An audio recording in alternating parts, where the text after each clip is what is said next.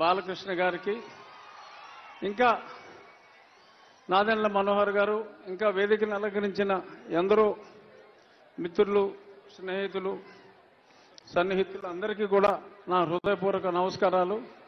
అందరికన్నా ముఖ్యంగా ఈ సభకు ఇక్కడ విచ్చేసిన తెలుగుదేశం పార్టీ కార్యకర్తలు, జనసేన పార్టీ కార్యకర్తలకి నా శుభాభినందనలు.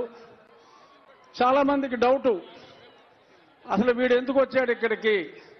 తెలుగుదేశంలో లేడు, జనసేనలో లేడు, ఇంకా ఏ పార్టీలో చేరలా, మొన్నే దరిద్ర పార్టీని వదిలేశాడు. ఇక్కడికి ఎందుకు వచ్చాడు అంటే, నేను ఇంకా ఏ పార్టీలో ఇంకా చేరినప్పటికీ ఇక్కడ జరుగుతున్నది ఒక సైకాసురుణ్ణి దింపటం కోసం, ప్రజాస్వామ్యాన్ని పరిరక్షించడం కోసం ఇద్దరు గొప్ప నాయకులు తమ ఇగోలన్నీ పక్కన పెట్టి ఒక స్టేజ్ మీదకి వచ్చి ఆ దుర్మార్గుణ్ణి అంతం చేయడానికి, ప్రజాస్వామ్యాన్ని రక్షించడానికి వచ్చారు. ఒక ప్రజాస్వామ్య రక్షకులు ఒక స్టేజ్ మీద ఉన్నప్పుడు వారికి అభినందనలు తెలియజేయడానికి, పైగా ఇది నా నియోజకవర్గం కాబట్టి అందుకని నేను ఇంకా ఏ పార్టీలో చేరకపోయినా ఇక్కడ ఉన్నా. ఇప్పుడు కృష్ణార్జునులాగా చంద్రబాబు నాయుడు గారు, పవన్ కళ్యాణ్ గారు ఆల్రెడీ కలిశారు.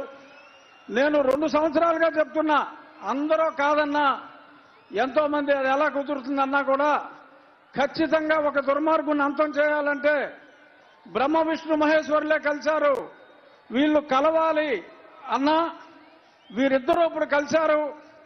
అతి త్వరలో నా ఆకాంక్ష కృష్ణార్జునులై వీరిద్దరూ కురుక్షేత్రంలో ఈ 151 మంది అంటే అభినవ కౌరవులు 151 వీళ్ళందరినీ తుదముట్టించే కార్యక్రమంలో ఆనాడు ఆ జెండా మీద, కాషాయ జెండా మీద కప్పిరాజు ఉంటే నేను ఊహించేది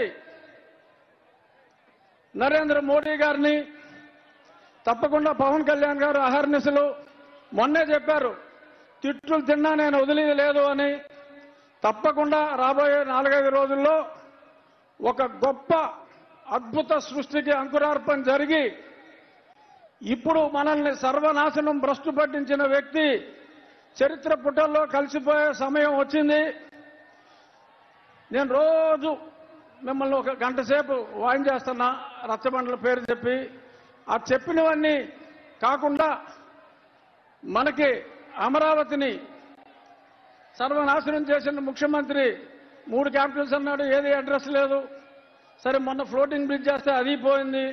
కుప్పానికి నీళ్ళు ఇచ్చాడంటే అది వినోదం సినిమాలో ఊటీటీ బ్యాంక్ లాగా అలా గేటు పెట్టి మళ్ళీ పట్టుపోయారు. అంతా మోసం, దగా. రాజధాని లేని ఈ రాష్ట్రానికి ఈ ముఖ్యమంత్రి తీసుకొచ్చిన ఒక ఘనత ఏంటంటే, ఆంధ్రప్రదేశ్ని ఒక క్యాపిటల్ చేశాడు. దేనికిరా అంటే డ్రగ్ క్యాపిటల్ ఆఫ్ ఇండియా చేశాడు.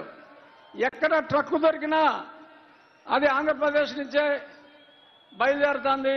డ్రగ్స్ దొరికితే మరి ఇక్కడ కాకినాడ పోర్టుకు వచ్చి ఎవరో ఆషికి ట్రేడింగ్ అని దానికి ట్రేసెస్ అన్ని కూడా మనం చూసాం. డ్రగ్ ఆంధ్రప్రదేశ్ ని రాజధానిగా చేశారు తప్ప ఈయన చేసిన అభివృద్ధి ఏమాత్రం లేదు. మహిళలు తాలిబొట్లు తెగిపోతున్నాయి పటాపటా పటాపటా. ఆ చెత్త మందు తాగి 60 రూపాయల మందు 200 రూపాయలు ఇచ్చినట్టే ఇచ్చి మీ జేబులు గుల్ల చేస్తున్నాడు. చెప్పుకుంటే శతకోటి.